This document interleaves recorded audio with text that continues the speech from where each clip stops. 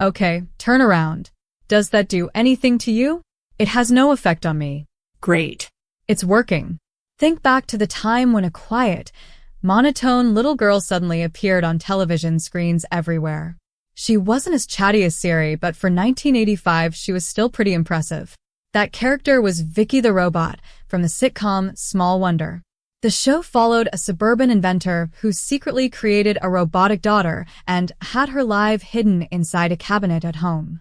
The concept was undeniably strange. Some viewers even thought it felt a bit creepy. It never aired on the major networks like NBC, CBS, or ABC, and it never collected any Emmy Awards either. Still, the series became one of the most memorable oddball television shows of the 1980s, running from 1985 until 1989. Today we're looking back at the series that gave Generation X kids a robotic sister, a non-stop laugh track, and one of the most unusual sitcom families this side of Alf. And if bizarre television like this is your thing, there's an entire playlist of strange retro shows that somehow made it to air, linked in the description. Before we jump in, go ahead and hit the like and subscribe buttons the same way Vicki could smash through a door with her super strength. Now, let's get started. In the opening episode, we're introduced to Ted Lawson, a robotics engineer working for a company called United Retronics. Ted secretly creates an android child named Vicki, originally designed to help children with disabilities. Her name actually stands for Voice Input Child Identicant. Yes, identicant, not identical. It's a made-up word that sounds like something from a Victorian science fair, and it never appeared in any real dictionary, yet the show treated it as if it were a perfectly normal high-tech term. Maybe Ted invented it himself, or maybe he secretly had a talent for steampunk poetry. Either way, Vicki looked like a normal 10-year-old girl, wore a pinafore dress, and spoke in a perfectly flat monotone voice, so emotionless it could make a smart speaker sound dramatic.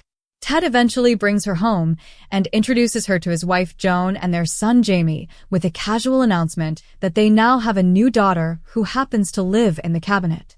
Somehow, everyone simply accepts the situation. For the first 2 seasons, Vicki even wears the exact same red pinafore dress every single day. That outfit looked completely out of place during the mid-1980s when other kids were dressed in neon windbreakers and acid-wash jeans.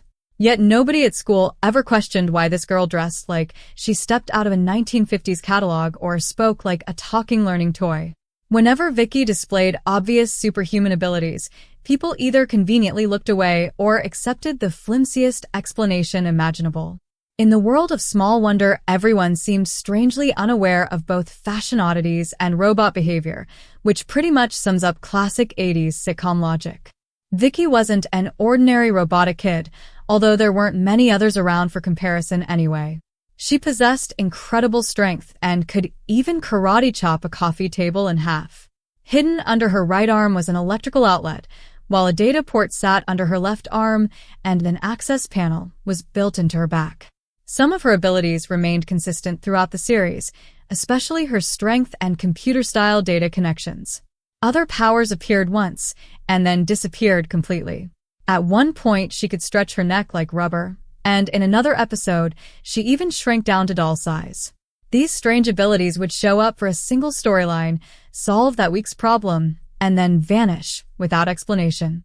Conveniently, Ted always seemed to have built the perfect feature for whatever situation the plot required.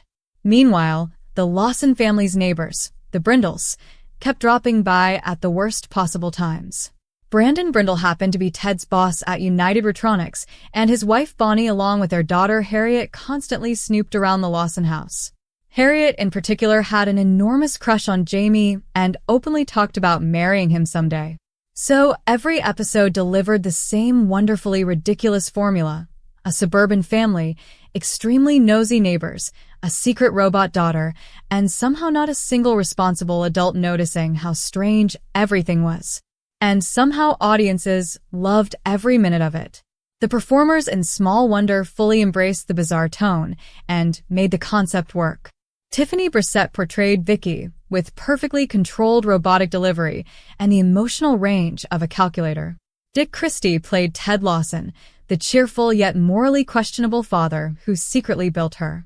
Marla Pennington appeared as Joan Anderson Lawson, the calm stay-at-home mother who later worked in real estate and reacted to every science fiction situation with classic sitcom composure. Their son Jamie was played by Jerry Saparan, a kid forced to treat having a robot sister in the cabinet as totally normal life. There were even rumors that a young Seth Green once auditioned for the role of Jamie, which would have created a very different timeline. The Brindle neighbors were portrayed by Edie McClurg, William Bogert, and Emily Schulman. Emily Schulman played Harriet, the endlessly talkative daughter. Edie McClurg brought sharp comedic energy as Bonnie Brindle, while William Bogert played Brandon, Ted's boss who constantly borrowed his ideas. The show even featured comedy veteran Alice Ghostley in a recurring role as Ida Mae Brindle, adding even more classic sitcom personality to the ensemble. Behind the scenes, the show operated on a very small budget. It was produced by Metromedia and never aired on a major network. Instead, like many series in the 1980s, it was distributed through first-run syndication, meaning local TV stations purchased it directly. That arrangement meant fewer network restrictions, but also a much tighter production budget.